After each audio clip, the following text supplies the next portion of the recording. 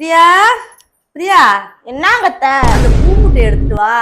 ஒன்னா ரெண்டா? ஒண்ணுதான். ஒண்ணு போதும். ஒண்ணு போதும். தூக்கமா அது தூங்கி வந்து செட்டுறா. ஆமா, அடுத்த வாரம் எடுத்துட்டு வா. பூமுட்டை கேட்டா போய் எடுத்துட்டு வா செத்த. சரி, எடுத்துட்டு வந்து குடுத்துட்டு நான் தூங்குவேன். தூங்கு தூங்கு. அத்தா கூமுட்டைய கூப்பிட்டு வந்துட்டேன். பூமுட்டையை கூப்பிட்டு வந்துட்டியா? ஆமா, நீங்கதான் ஒண்ணு போதும் நீங்களா, ரெண்டுன்னா கொஞ்சம் கஷ்டப்பட்டிருக்கணும். இப்போ ஒண்ணுனால ஈஸியா வீட்டுலதான் இருந்துச்சு, எடுத்துட்டு வந்துட்டேன். எனக்கு ஒண்ணுமே புரியல. கூப்பிட்டு வந்தேன்றா. எந்த கூமுட்டைய சொல்ற நீயே? நீங்க கேட்ட கூமுட்டையதான் சொல்றேன். நான் கேட்ட கூமுட்டைய எப்படி கூப்பிட்டு வர முடியும்? நீ எடுத்துட்டு தான் வர முடியும்.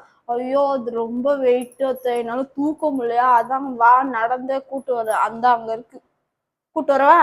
நடந்தே கூப்பிட்டு வந்தியா? ஏய், அப்படி இருந்தா அப்படி எப்படி கூமுட்டை? எனக்கு இந்த உலகத்துல நான் கேள்விப்படலையடி. உங்க மகன் தான் வீட்டுல சும்மா தானே இருக்காரு, கூமுட்டையா? நான் நினைச்சேன் ரெண்டுன்னா உங்க மகளையும் கூட்டு வரணும்னு.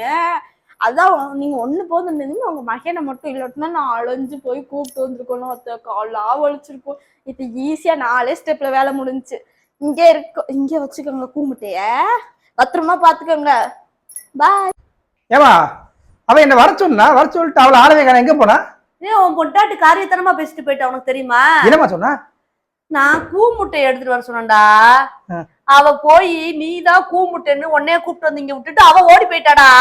அடப்பா, இதுக்கு அவசரம் வாவான்னா?